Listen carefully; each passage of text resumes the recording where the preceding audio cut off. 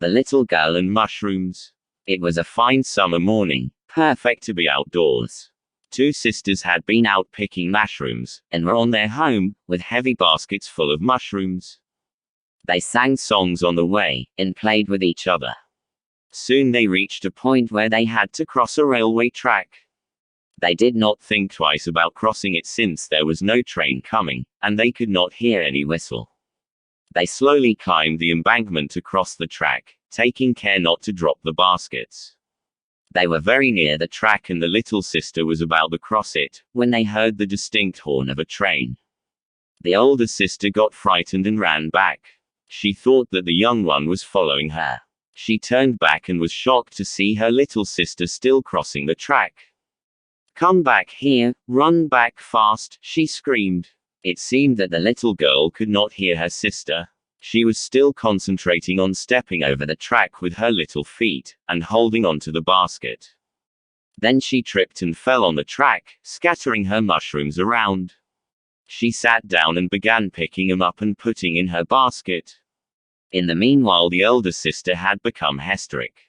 She cried and screamed, calling her little sister to leave the mushrooms and run back, but it seemed as though the little one could not hear her.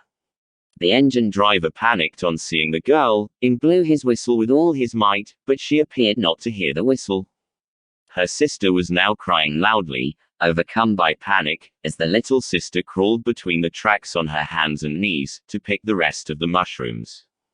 The engine driver was helpless, as it was not possible for him to stop the engine suddenly. He blew the whistle as hard as he could, but the engine rolled over the little girl.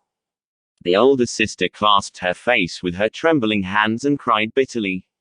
The passengers too panicked at the thought of the sight they would have to witness.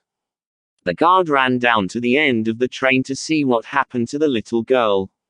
When the train passed, everybody saw her lying very still between the tracks with her face down. Then she raised her head, sprang to her knees and began gathering the remaining mushrooms. The big sister ran towards her, tears streaming down her face. They hugged and kissed each other, crying out of happiness, tears of joy flowing down their little cheeks. Never were two souls so happily united as at that moment. She promised her little sister that thereafter she would hold her hand tightly while crossing the railway line. The two sisters then picked all the remaining mushrooms, and hand in hand, solemnly walked back home. They were indeed two souls who had become wiser than their years, in the span of a few minutes.